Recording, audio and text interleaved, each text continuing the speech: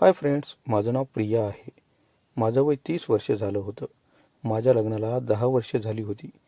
2 वर्षापूर्वीच माझ्या पतीचं एका आजाराने निधन झालं होतं. मला काही मूलबाळही नव्हतं. माझे आई बाबा मला म्हणायचे, प्रिया, तू अजून खूप तरुण आहेस गं. यामुळे तो दुसऱ्या लग्नाचा विचार करावा. पण माझा नवरा मला सोडून गेल्यापासून माझी लग्न करायची हिंमतच होत नव्हती. आणि लग्न केलं असतं तर खूप वय झालेला मुलगा मला मिळाला असता. यामुळे लग्नाचा विषय मी हळूहळू माझ्या डोक्यातून काढून टाकत होते. पण आईबाबांना वाटायचं, आपल्या पोरीचे अजूनही दोनाचे चार हात झालेले केव्हाही चांगलंच. यामुळे ते बऱ्याच लोकांसमोर माझ्या लग्नाचाही विषय काढायचे. माझ्यासाठी त्यांनी मुलांची स्थळे पाहण्याला सुरुवातही केली होती. आमच्या घरात रोज सकाळ संध्याकाळ तोच विषय असायचा. यामुळे मला खूप बोर झालं होतं. असं वाटायचं की कुठेतरी 10-15 दिवस निवांत जाऊन राहावं. मला एक मोठी बहीण होती. तिचं नाव रोहिणी होतं. ती मला काही दिवसापूर्वीच म्हणाली होती, तिथे राहून तुला करमत नसेल तर तू आमच्या गावाकडे येऊन राहा. इकडे तुझे भाऊजी आणि मीच राहत आहे. शिवाय तुझ्या भाऊजींचा स्वभाव खूप चांगला आहे. तिचं असं म्हणणं मी माझ्या आईला सांगितलं आणि नंतर आईने बाबालाही सांगितलं. त्यांनाही वाटलं आपल्या मुलीला एका जागेवर राहून खूपच कंटाळा आला असेल. यामुळे त्यांनी देखील मला माझ्या बहिणीकडे जायची परवानगी दिली होती. दुसऱ्या दिवशी मी थोडेफार कपडे माझ्या बॅगेत भरले आणि सकाळच्या बसने थेट माझ्या बहिणीच्या गावी आले होते.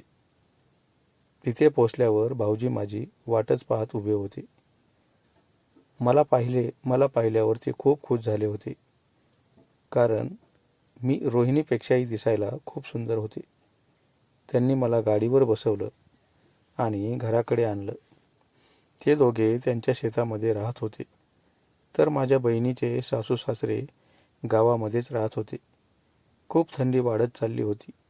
यामुळे भाऊजींनी त्यांना त्यांच्या गावातल्या घरी ठेवलं होतं. जाता जाता मी त्यांना भेटूनही आले होते. ते देखील मला म्हणाले होते, पोरी, तू दिसायला खूपच तरुण आहेस. यामुळे तू दुसरं लग्न कर. मी त्यांच्या समाधानासाठी हो म्हणाले होते. माझ्या बहिणीने मला पाहिल्यावर ती देखील खूप खुश झाली होती. ती माझ्यापेक्षा 5 वर्षांनी मोठी होती. तर भाऊजींचं वय जवळपास 50 वर्षे होतं. पण भाऊजींचं शरीर खूप पिळदार होतं. यामुळे ते मजबूत दिसायचे.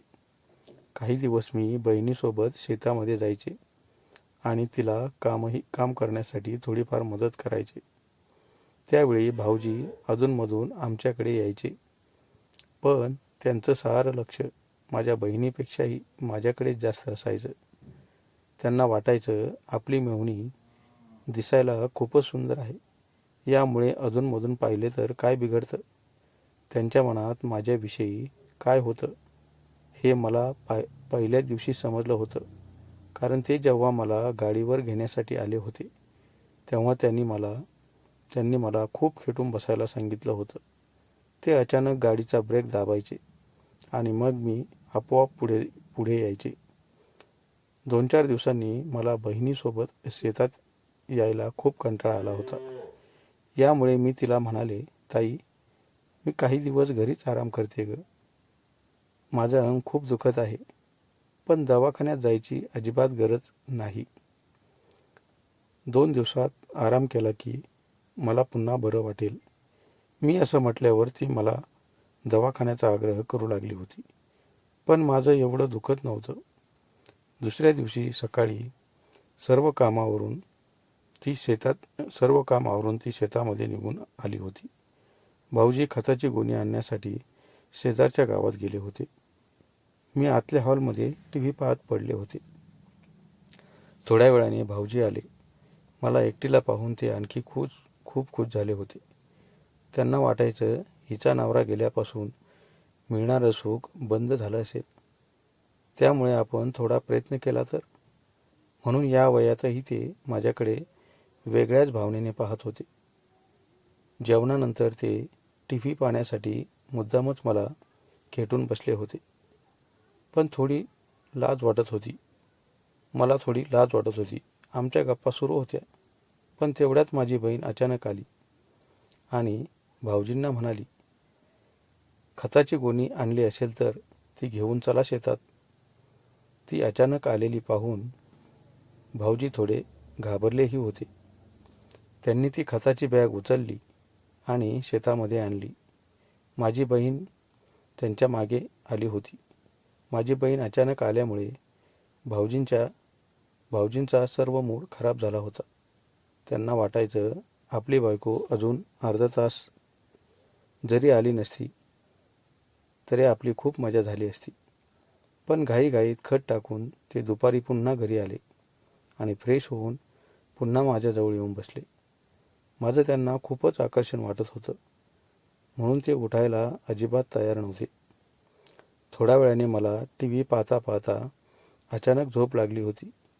तेव्हा त्यांना वाटलं आता तर ती संधी मिळाली तर, म्हणून त्यांनी अचानक उठून हॉलचा दरवाजाही बंद केला आणि माझ्याजवळ येऊन बसले.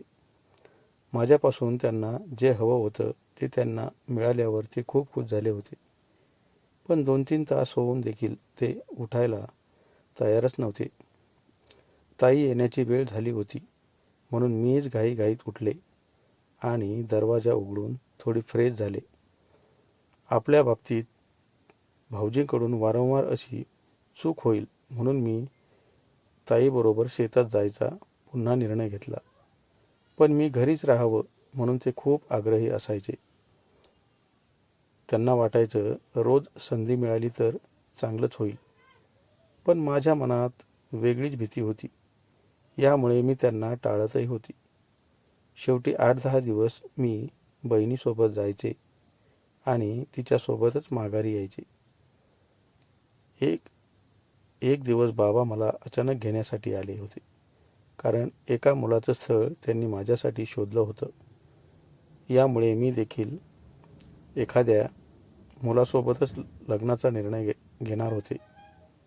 कारण भाऊजीसारखे लोक समाजामध्ये खूप आहेत आणि ते आयुष्यभर आपल्याकडे वेगळ्याच भावनेने पाहतील. यामुळेच मी माझ्यापेक्षा 7 वर्षांनी मोठ्या असणाऱ्या पुरुषासोबत लग्न केलं आणि भाऊजींच्या तावडीतून एकदाची सुटलेही.